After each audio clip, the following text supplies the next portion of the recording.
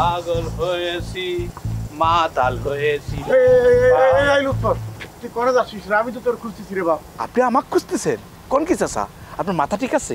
মাথার কথা আর কি খবরে বাবা, চারিদিকে যা শুরু হয়েছে তাতে দেখবি কোন দিন জানি আমি নিজেই পাগল হয়ে যাব। এ কি করছেন চাচা? আপনি পাগল হয়ে যাবেন মানে আমি বুঝতেছি না। আপনিও পাগল হয়ে যাবেন, আলেও পাগল হয়ে যাবে। আপনারা সবাই মিলে যদি পাগল হয়ে যান তাহলে পরে আমার কি হবে? আমার মতো পাগলের কি জায়গা থাকবে কাকা? না না চাচা, আমাদের মতো পাগলের বিষয়গুলো নিয়ে যদি আপনারা শুরু করে দেন তাহলে পরে তো আমাদের অবস্থান থাকে না চাচা। বাবা লুৎফর, তুই এত কথা কইস না দি বাবা, তুই আমার কথার আগে শোন। বলেন কি করবেন? আমার প্রথম কথা হতিছে, অতীতে তোর সাথে আমি যাও অন্যায় আচরণ করেছি, তোর মাফ করে দিতে হবে।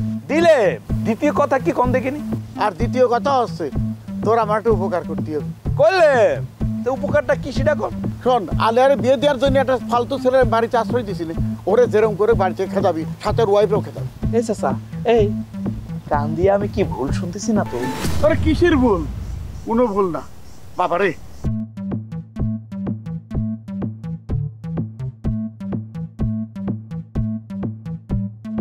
এই শালার সাথে আমি আমার মেয়ের বিয়ে দেবো না।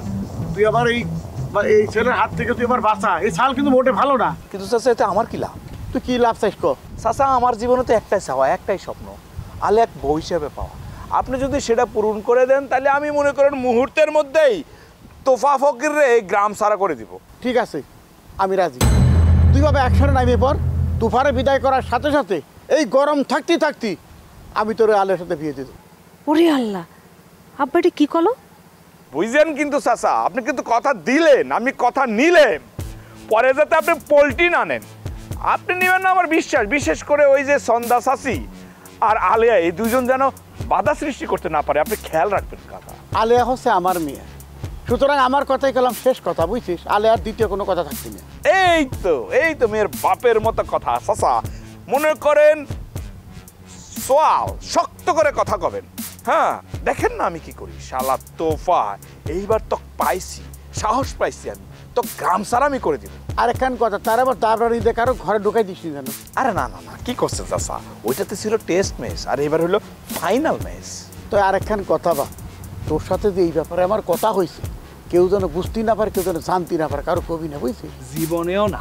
আচ্ছা ঠিক আছে। এই আবার কি হলো? এদিকে করে যাচ্ছিস? আমার বাড়িতে এদিকে না, ওইদিকে। আরে আপনি না কলেন তোফা পালানোর পরে, মানে খেদানোর পরে আলিয়ার সাথে আমাকে বিয়ে দিবেন। হ্যাঁ, তো এই পোশাকে আমি কি আলিয়াক বিয়ে করবো? মানুষ মন্দ কবে না?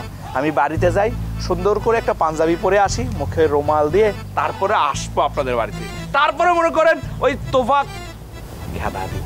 ঠিক আছে না চাচা? হ্যাঁ। আসি, রেডি হয়ে আসি। পাগল চেতায় দিছি এবার। এর বাবানে বাবা দিদি কত ধানে কত চায়। আমার বাড়িতে ঘাটি গাড়াতে তো ওর বহু শুদ্ধ। এটা কি হলো? আব্বা তো পরে দেখতেই পারতেছে না, ওরা খেদানোর জন্য অস্থির হয়ে রয়েছে। সেটা আমার জানা লাগবে, আগে পাগলটা থাকে।